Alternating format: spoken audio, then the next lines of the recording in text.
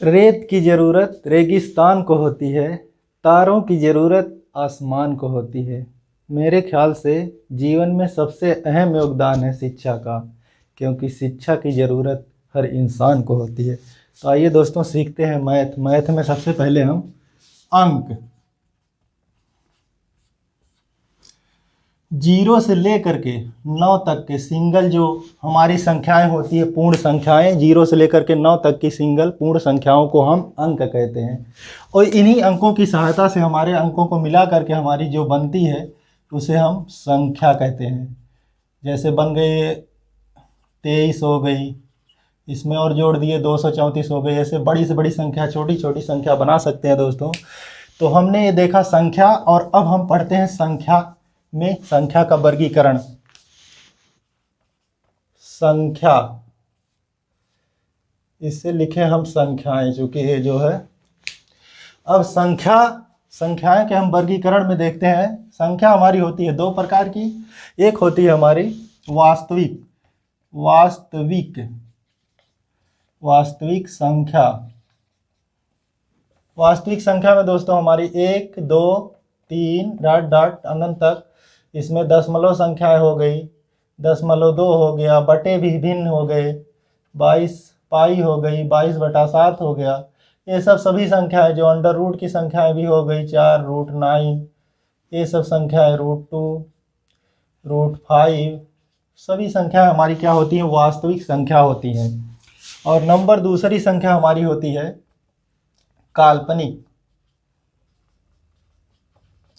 काल्पनिक संख्या। दोस्तों संख्या हमारी होती है दो प्रकार की। संख्या के दो भाग हैं।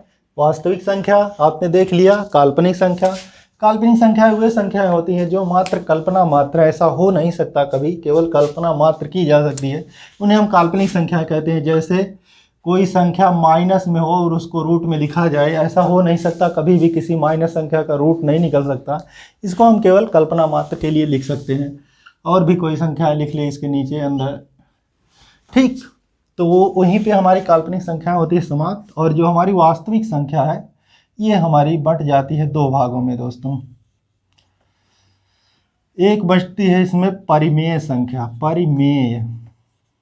परिमेय संख्या, जिस संख्या को हम p/q के रूप में लिख सके उसे हम कहते हैं परिमेय संख्या। जिसे हम p/q के रूप में लिखें तथा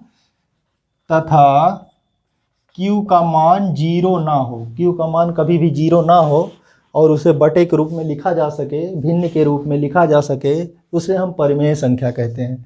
परिमेय संख्याओं में जैसे हमारी हो गई 1 2 3 डॉट डॉट अनंत तक, ये हो जाएंगी। और हमारी हो सकती हैं संख्याएं इसमें 1/2 हो सकता है, 22/7 हो सकता है, और इसमें हमारा हो सकता है √4 हो सकता है, √9 हो सकता है। ये सब हमारी क्या है? परिमेय संख्याएं हैं। और दूसरा हमारा प्रकार है संख्या का, दूसरा हमारा प्रकार है वास्तविक संख्या का। एक परिमेय संख्या हो गया, दूसरा हो जाता हमारा अपरिमेय संख्या। अपरिमेय संख्या वे संख्याएं जिनका रूट पूरी तरह से ना निकले, उन्हें हम अपरिमेय संख्याएं कहते हैं। जैसे √2 हो गया, √3 हो गया, ऐसे और भी रूट हो सकते हैं, बहुत सारे हैं, जिसमें हमने 2 उदाहरण लिया। ये अपरिमेय संख्याएं, ये यहीं पे होती हैं ख़त्म।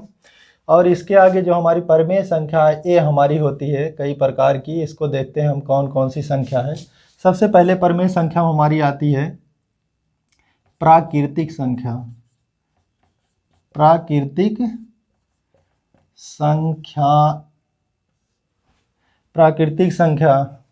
संख्या में हम देख सकते हैं वे संख्याएं जो प्राकृतिक रूप से मिली हों और जो है जिनका जो है प्रयोग हम हर जगह बराबर गिनती में करते हैं। कोई चीज़ गिनना हो, काउंट करना हो, उसमें हम करते हैं, उन्हें हम कहते हैं प्राकृतिक संख्या। जैसे देखते हैं 1 2 3 डॉट डॉट अनंत तक ऐसे लेते जाएंगे, जितनी भी संख्याएं होंगी बड़ी से बड़ी, ये सब हमारी होती हैं प्राकृतिक संख्या। दोस्तों आप जानते हैं कोई भी जीव जंतु है जब जन्म लिया है तो उसके आने वाले समय में धीरे धीरे आवश्यकताएं बढ़ती जाती है। शेष उसी तरह मनुष्य की भी आवश्यकताएं आने वाले समय में बढ़ती ही जाती हैं। और इसी को लेकर के आगे चल करके एक गणितज्ञ भारत में पैदा हुए जो कि बिहार में पैदा हुए थे, आर्यभट्ट जिनका नाम था। आर्यभट्ट ये बिहार में पैदा हुए। इन्होंने आविष्कार कर दिया जीरो का। और ये जब संख्याएं प्राकृतिक संख्याएं में हमारे जीरो लग गया, जीरो, तो इन्हें हम कहने लगे पूर्ण हो गई। अब पूर्ण प्राकृतिक संख्या, जीरो लग गया तो इसमें जीरो सहित प्राकृतिक संख्या को हम पूर्ण संख्या कहते हैं, इनफाइनाइट तक। और इन्हीं पूर्ण संख्याओं को जब हम संख्या रेखा पर बांटते हैं तो पूर्णांक में बढ़ जाती हैं। पूर्णांक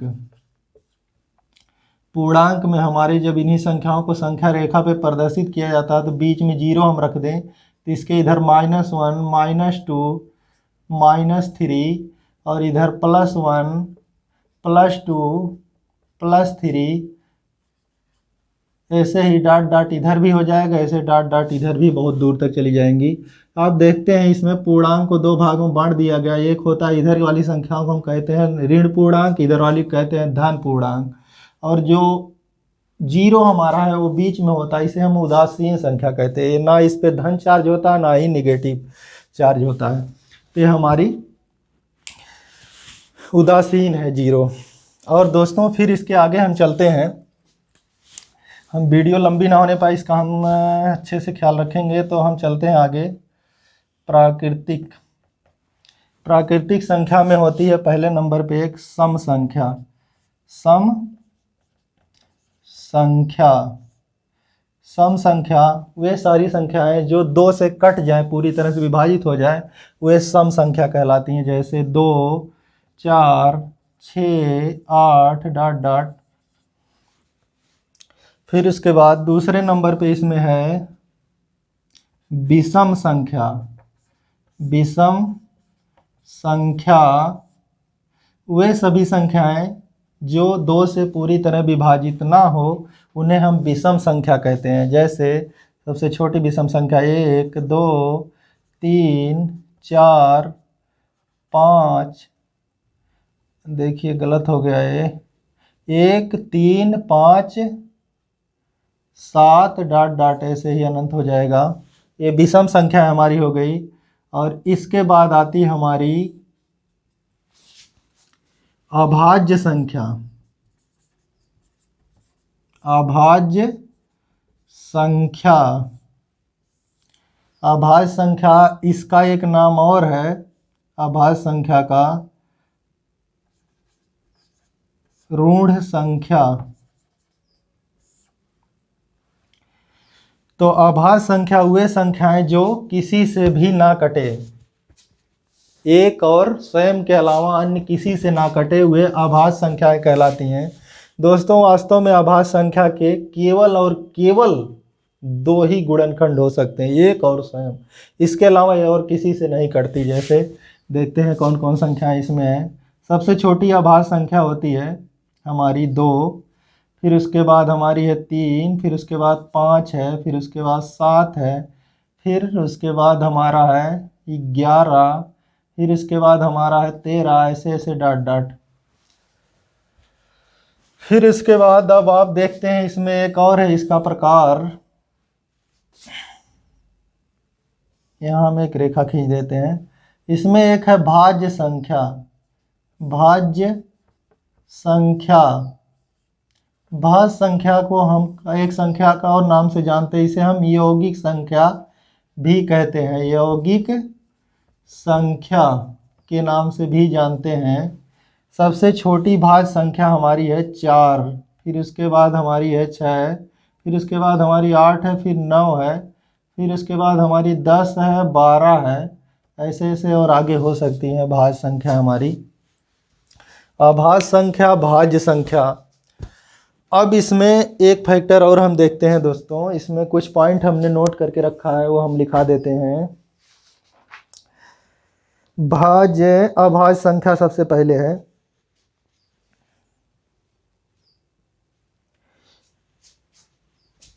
अभाज्य संख्या में हम देख रहे हैं कि एकमात्र सम अभाज्य संख्या, एकमात्र सम अभाज्य संख्या, एकमात्र सम अभाज्य संख्या वो है 2।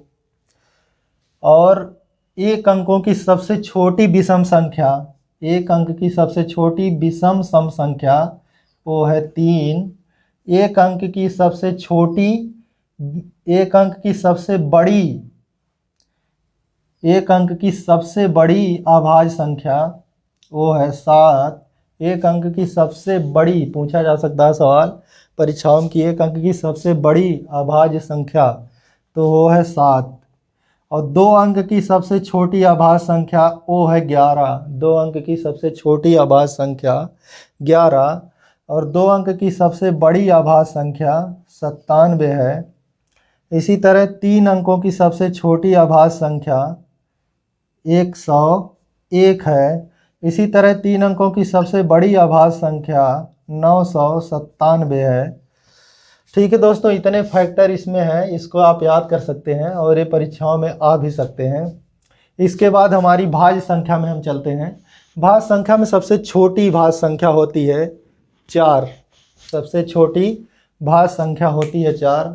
और इसमें एक सवाल और आता है, सबसे छोटी भाज्य संख्या हो गई 4 और इसमें एक सवाल है सबसे छोटी विषम भाज्य संख्या। सबसे छोटी विषम भाज्य संख्या, वह संख्या जो सबसे छोटी और विषम है और भाज्य है, वह है सबसे छोटी विषम भाज्य संख्या हमारी 9। 9 से पहले कोई कटेगी 1, 3, 5, 7, हाँ 9 है। सबसे छोटी हमारी विषम भाज्य संख्या 9 है। और इसमें कोई फैक्टर हमारा हो तो हम लिखाते हैं आपको, भाज्य में सबसे छोटी, इसमें एक फैक्टर और हमारा है सबसे, हाँ हो गया, दो फैक्टर हो गए इसके। और एक चीज़ इसमें लिखा दें हम, और जान लीजिए दोस्तों, जो हमारी भाज्य संख्याएं होती है इसके न्यूनतम 3 गुणनखंड जरूर होते हैं। न्यूनतम 3 गुणनखंड होते हैं। अधिकतम चाहे जितने हो जाए लेकिन न्यूनतम कम से कम 3 गुणनखंड जरूर होंगे। कोई भी संख्या देखेंगे 1 से कट जाएगी, और ये देखो 2 से भी कट रही है, और देखो ये 10 से कट रही है। 3 गुणनखंड तो इसके ये हैं, बाकी और ज़्यादा हो जाए तो अलग बात है, हो सकते हैं, लेकिन 3 गुणन कम से कम होना चाहिए, 3 गुणनखंड, तब जाके भाज्य संख्या हमारी होगी। इसको जानते रहिएगा।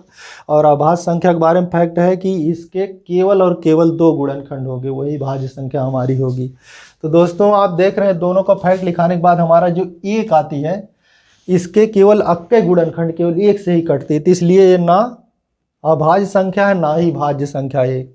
कभी भी सवाल आए कि ये क्या है, तो इसमें देख लेना कि एक तो ना तो भाज्य संख्या और ना ही अभाज्य संख्या है। इसे हम इकाई संख्या कह सकते हैं। इकाई संख्या जिसके 1 गुणनखंड केवल हो, स्वयं। फिर आगे इसमें और संख्याएं होती हैं। इसमें संख्याएं और है आगे, सह अभाज्य संख्या। सह अभाज्य संख्या, तो सह अभाज्य संख्या में जो है दोस्तों, ऐसी 2 संख्याएं जो जिनका फैक्टर केवल 1 हो, जिनका फैक्टर नहीं कह सकते HCF, जिनका महत्तम समापवर्तक यानी HCF 1 हो, उन्हें सह अभाज्य संख्याएं कहते हैं। जैसे 3 और 5, इनका HCF 1 है, इन्हें हम सह अभाज्य संख्या भी कहते हैं। और जैसे हो गया 5 और 7, इनका फैक्टर 1 है HCF, और हो गया हमारा, इसी में मिल जाएंगी। ये हम बनाते जा रहे हैं, इसको बनाने की कोई ज़रूरत नहीं है, केवल कामा लगा सकते हैं। और हो जाएगा हमारा इसी तरह 17 और 19 है, ये हमारी अभाज्य संख्याएं हैं। दोस्तों आपने देखा, संख्याओं के पूरा वर्गीकरण आपने पढ़ा, और अगली वीडियो में हम इसके बाद आगे की प्रक्रिया शुरू करेंगे। तब तक के लिए नमस्कार।